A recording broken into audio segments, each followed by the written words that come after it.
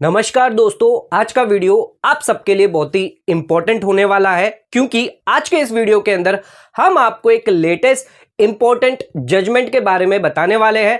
TCS related इस judgement के अंदर बहुत ही इंपॉर्टेंट डिसीजन दिया गया है। अगर आप किसी का टीसीएस डिडक्ट कर रहे हैं तो उस केस में इनकम टैक्स के अंदर यह इंपॉर्टेंट जजमेंट जानना आपके लिए बहुत ही जरूरी है।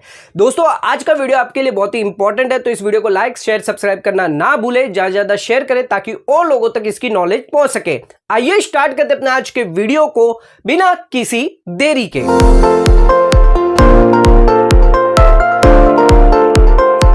दोस्तों, आइए स्टार्ट करते अपना आज के वीडियो को और बात करते हैं टीसीएस रिगार्डिंग एक लेटेस्ट इंपॉर्टेंट जजमेंट के बारे में। सबसे पहले इस केस की डिटेल में आपको बता दूं, यह केस ITAT अमृतसर के अंदर रजिस्टर किया गया है। 4 जून 2024 को ही इसका डिसीजन आया है। जो एसएससी है वो है AK मैन्युफैक्चरिंग और इसका ITAT नंबर जो है यानी अपील नंबर है 319 और असेसमेंट ईयर है 22-23 के लिए। आइए जानते हैं इसके फैक्ट ऑफ द केस के बारे में। दोस्तों, जो एसएससी है यानी AK मैन्युफैक्चरिंग है वो एक ट्रेडिंग ऑफ स्क्रैप का बिजनेस चलाते हैं और इस बिजनेस के तहत जो भी बायर है उनसे वो ट्रेड जो करते हैं जिस पर वो टीसीएस कलेक्ट करते हैं सेक्शन 206C सब सेक्शन 1 के तहत कुछ स्पेसिफाइड परसेंटेज में उन्हें टीसीएस कलेक्ट करना होता है और ये जो टीसीएस कलेक्ट किया जाएगा वो सरकार को जमा कर देंगे। अगर एसएससी कहीं डिफॉल्ट करता है यानी सरकार को जमा नहीं करता टीसीएस, तो उस केस में इंटरेस्ट प्लस जो भी टैक्स है यानी जो भी टीसीएस अमाउंट है वो सरकार को देना होगा यानी एसएससी द्वारा दिया जाएगा। अब दोस्तों, इस केस में हुआ ऐसा है कि एसएससी ने जो है वो बायर से टीसीएस तो कलेक्ट कर लिया, जो भी स्क्रैप बेचा था उस पर टीसीएस कलेक्ट कर लिया, लेकिन वो सरकार को जो है जमा नहीं करवा पाया।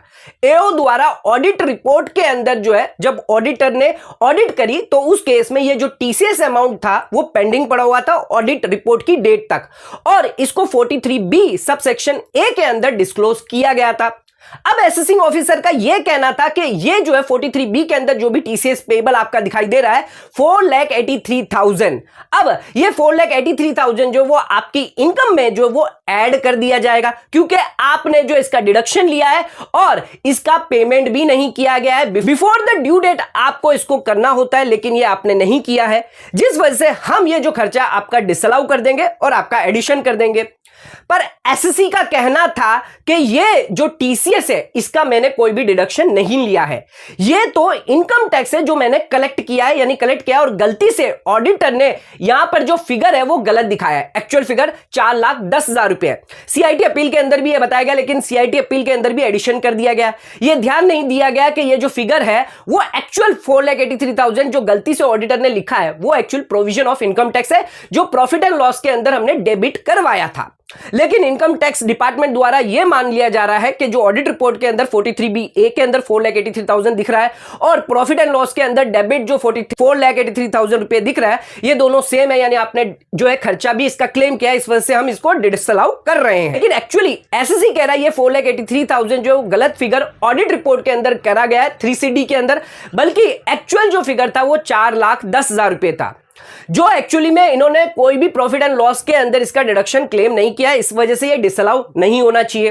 अब एसएससी जो है वो पहुंच जाता है ITAT के अंदर और ITAT के अंदर क्या डिसीजन दिया गया आइए जानते हैं। इनकम टैक्स अपीलेट ट्रिब्यूनल यानी ITAT अमृतसर का यह कहना था कि यहां पर जो एसएससी है जिसका बिजनेस है स्क्रैप का, जिस पर टैक्स कलेक्शन का सेक्शन 206C सब सेक्शन 1 के तहत टैक्स कलेक्ट करने का प्रोविजन एप्लीकेबल है, यानी जो भी माल बेचेगा बायर को जो भी एसएससी है वो टीसीएस कलेक्ट करेगा कुछ परसेंटेज ऑफ रेट पर और इसको सरकार को जमा कर देगा। लेकिन इस केस के अंदर यहां पर जो एसएससी है उसने सरकार को जो है टीसीएस जमा नहीं करवाया है। लेकिन दोस्तों, इनकम टैक्स अपीलेट ट्रिब्यूनल का यह कहना था एसएससी जो है एक कस्टोडियन है, यानी हमारा ही एजेंट है जो बायर से इनकम टैक्स इसने ऑलरेडी कलेक्ट करके रखा है, अपने पास रिटेन करके रखा है।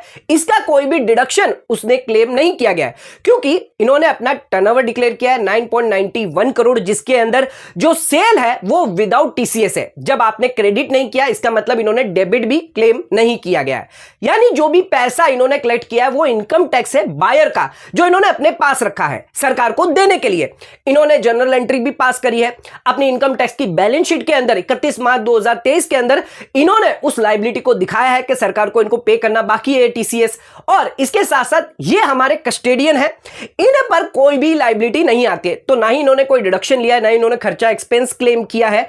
ये पैसा जो है इनकम टैक्स के रूप में इन्होंने कलेक्ट किया है, यानी हमारे बिहाफ पर ही इन्होंने कलेक्ट किया है पैसा, इस पर कोई भी एडिशन नहीं होगा। IT-80 ने साफ साफ कह दिया गया कि ये जो टीसीएस अमाउंट है कलेक्ट किया गया एसएससी द्वारा, ये 43B के दायरे में नहीं आता। यहां भी कोई भी सम पेबल जो है एसएससी द्वारा नहीं है, ये इनकम टैक्स है बायर का, जो एसएससी ने ऑलरेडी कलेक्ट करके रखा है, सिर्फ सरकार को देना बाकी है, जिसकी लायबिलिटी इन्होंने ऑलरेडी दिखा दी है टैक्स ऑडिट रिपोर्ट के अंदर। तो यहां पर जो अपील है एसएससी की वो अलाउ कर दी जाती है। तो एडिशन किया था 4,83,000, वो डिसमिस कर दिया जाता है। तो एसएससी को इस केस में बहुत बड़ी रिलीफ दी जाती है। तो दोस्तों, इस केस के द्वारा जो टीसीएस अगर आप कलेक्ट करते हैं तो उस केस में आप पर कोई भी एडिशन नहीं किया जाएगा, यानी कोई भी लायबिलिटी जो है वो एडिशन नहीं होगी। अगर टीसीएस जो वो अगर आप सरकार को नहीं भी जमा करते तो भी इस केस के थ्रू जो है अब आपका जो टीसीएस है वो आपकी इनकम में ऐड नहीं किया जाएगा। एक इंपॉर्टेंट डिसीजन, एक इंपॉर्टेंट जजमेंट जो इस केस के अंदर दिया गया है। तो दोस्तों, आज का ये वीडियो अगर आपको पसंद आया हो तो इस वीडियो को लाइक शेयर सब्सक्राइब करना ना भूले। आज का ये वीडियो यहीं खत्म करते हैं। धन्यवाद।